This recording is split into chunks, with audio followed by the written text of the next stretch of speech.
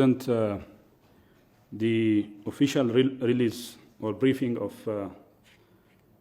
the human and material damage happened on Tigray's education and educational system. So to start with, as you know, the fascist and invading forces, meaning the Abiy Ahmed-led Ethiopian forces, Isaias Afwerki-led Eritrean forces, and the Chauvinist-led Amhara forces like Amhara Militia, Amhara Special Forces, and the Amhara Fano, declared a genocidal war in consortium and indeed committed genocide on the people of Tigray. Among their genocidal targets, education and educational infrastructure were the top focuses of these invading and fascist forces. This is not a simple accusation or allegation on them. They themselves spilled the beans on how they objectively planned and destroyed Tigrayan infrastructure, and Abubakar Tadessa's speech was exemplary for this. One of the military commanders of the Ethiopian regime. They also targeted human and historical educational capacities of Tigray. They are well aware of damaging education as best instrument to eliminate people in both short and long term. And they did it on our people. They killed our people, and among the killed, members of educational society, like students, teachers, and educational leaders and assisting staffs, were the ones. Female students, teachers, and staffs of the educational system are victims of the brutal sexual violence and killings. Whatever happened to female Tigrayans happened to female educational society members of Tigray. What happened to our people and to our educational system is beyond what we managed to explain, actually. What we are going to present here is limited to direct material and life casualties. To mention the participants in this study, NGOs which are members of education cluster under ECC, Education Coordination Center, meaning Tigray Teachers Association was part, volunteered Tagaru scholars and other dedicated contributors, and Bureau of Education taking the role of coordination. And this is an opportunity for me to thank all the participants in this study for educational casualties. The methodology we used is basically based on primary sources of information. We used questionnaires, interviews, images and video records, and in fact, on-field observations. Finally, the combined informations were analyzed and recorded using ICT system, which is now ready to anyone authorized to use the data from Bureau of Education. This study has got its own limitations like any study.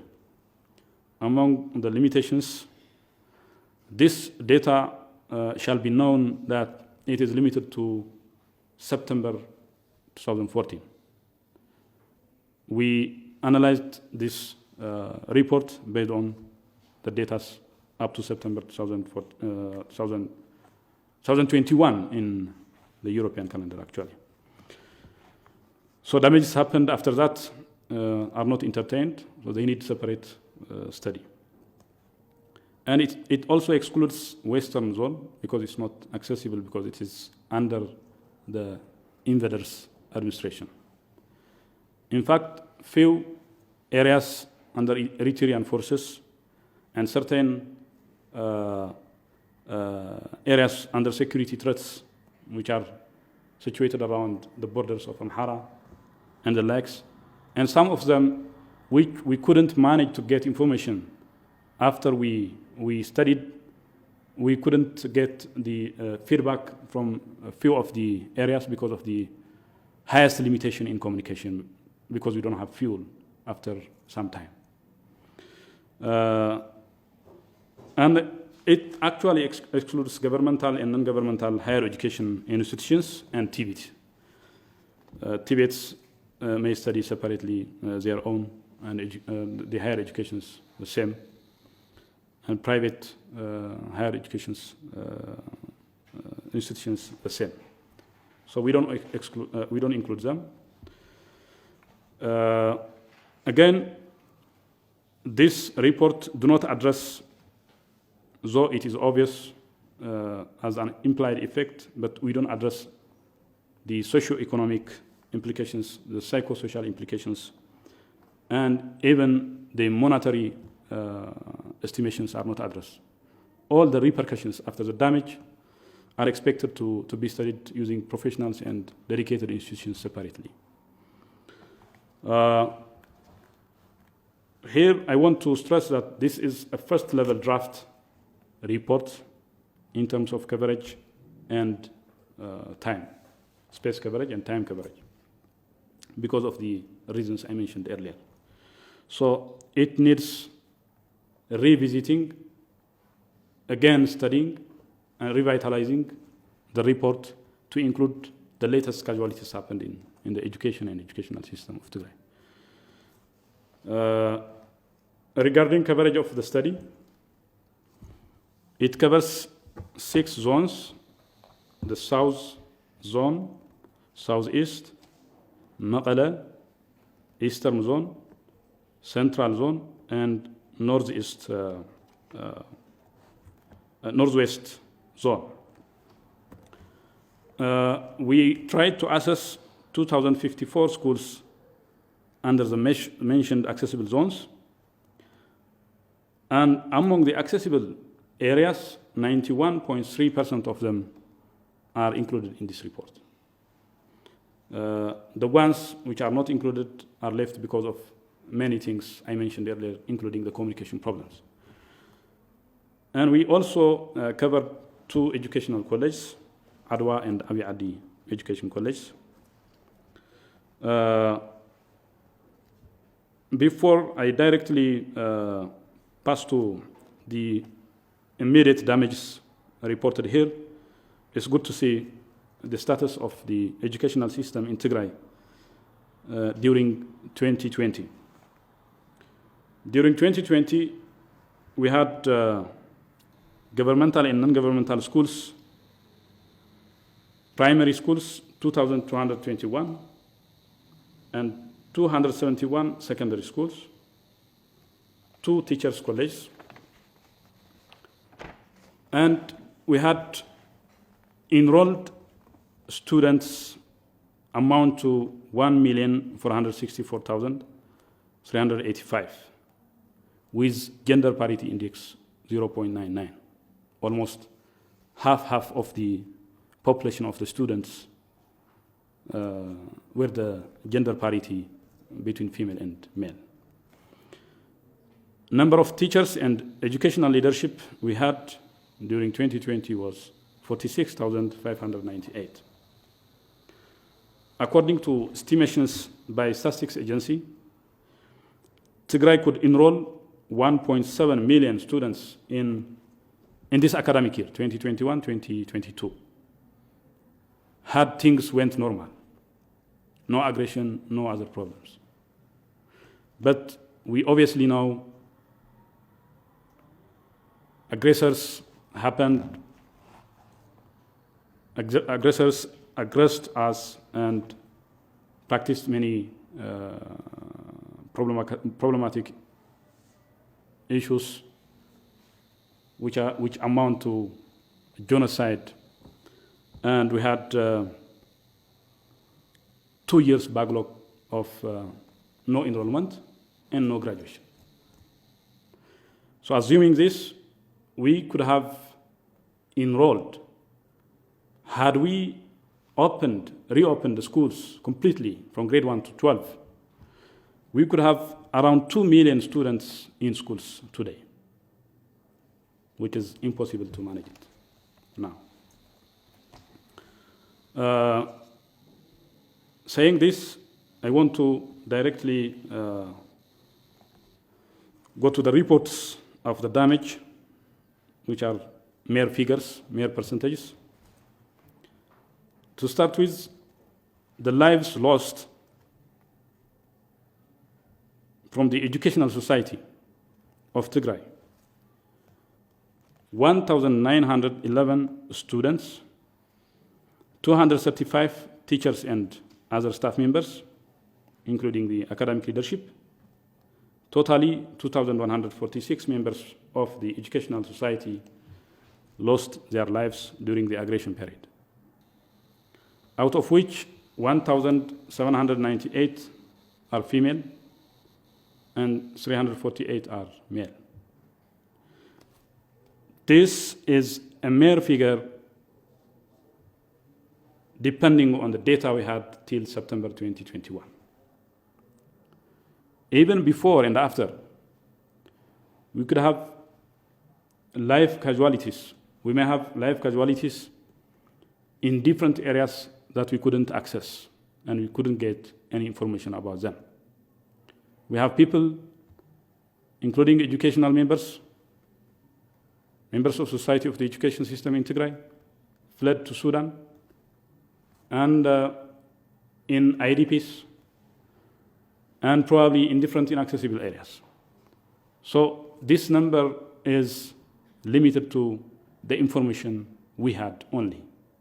It could be, it is expected to be more than that. That's why I mentioned this is a first draft study and need revisiting and restudy. Regarding material damage, the direct damage on materials and facilities, classrooms, if we see classrooms, 88.7% is damaged. 88.27. Administration buildings, 31.65%. Combined desks, 96.45%. Blackboards, 95.86%. Textbooks, 63.49%. Teacher's guide, 58.67%. Reference books, 53.40%. Students' toilets of girls and boys, 47.2% and 48.7% respectively. Teachers and staff toilets, 50.5%. Hand wash units, 68.8%. Water tankers, 66.82%. Computers, 85.1%. Plasma TVs, both in classrooms and in stores, 79.88 and 86.96 respectively. Lab equipment, 84.49%. Pedagogical centers or equipment, 92.5%. Chalks, 81.2%. Special need resources, which are very vital for our special needs society, 83.0% of it is damaged. And here I want to declare that Abiy Adi Teachers College is 100% damaged. Saying this, when we see the damage level in terms of the indicators of the education development measurement, it's good if we see the past status and the current status of the education system in Tigray. We took the status in 2020 versus this year's status. That means 2021-22 academic year. As an indicator, if we take a radius of walking distance to schools, home to school distance, average home to school distance of accessing primary schools. In 2020, it was 2.5 kilometers, excluding Western Zone. Current status of this indicator is 7.3 kilometers. That means we have got declined back to 1992. This was the status in 1992. Working radius to access secondary schools, we had 7 kilometers radius in 2022. Now it reached 17 kilometers. And this is the status during 2005. Section to students ratio in primary schools, we had 39 students in a section during 2020. Now, the mere numbers, if you take, it will be 434 students in a classroom, which is impossible. That means taking 50 students even in a classroom, we will have 88.48% students that will never be accommodated in classrooms. And the secondary school section to students ratio, we had 1 to 43 students status in 2020, and now it reached 1 to 365 students. And this is, again, impossible. It is simple and a mere number that implies 88.2% of the students could not be accommodated in a classroom. Another indicator, primary school gross enrollment. We had enrollment of 85.45% in 2020. Now, by the attempt we tried to enroll grade 1 to 6 students, focusing on the children, it dropped down to 20.8%.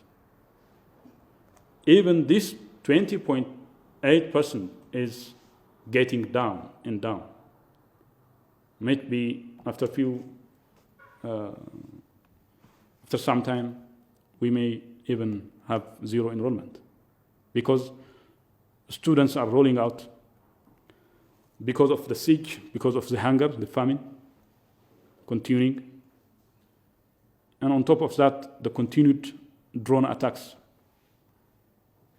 is returning students from the doors of the schools. So this is what we tried with the number we had attempted to enroll grade 1 to 6 so far. If we take textbooks to students ratio, in 2020 we had 1 textbook to 2 students. Now it reached 1 textbook to 9 students. This is again a mere figure. Otherwise we could have totally lost subjects in certain schools. So this is a total number which doesn't determine subject-wise. And even this number is because the students rescued the books that was in their hands. Whichever book was in stores of the schools is almost vanished, burned down to ashes. So this is the status we are in now. Finally, I want to extend a few messages to different parties and societies. In this report, as I stated earlier, no implied effect of the direct damage is reported, like the psychological, psychosocial, socio-economic, and no monetary estimation is put in place in this report.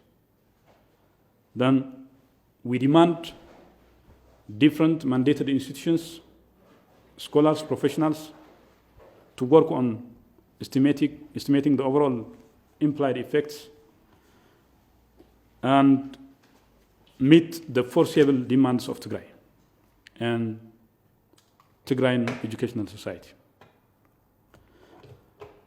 Second, GSTS, the Global Society of Tigrayan Scholars, local scholars of Tigray in different associations, Tigrayan diaspora, Well of Tigrayans, medias, and other supporters of Tigray shall respond to address the damage on Tigray's education system and the people of Tigray. Thirdly, UN agencies, international and local NGOs, and civic societies should join hands to mobilize different resources and address emergency demands and long-term rehabilitation or reconstruction endeavors of Tigray. Lastly, we want to remind the world community and the UN that children in Tigray are not allowed to enjoy the rights to access education and the right to be protected. These are reflected in various UN conventions and declarations. Thus, we call upon all agents of children's rights and protection to advocate enough for immediate response for the Tigrayan educational society and Tigrayans as a whole. نمهر نمكت تجراي تسعر. I thank you.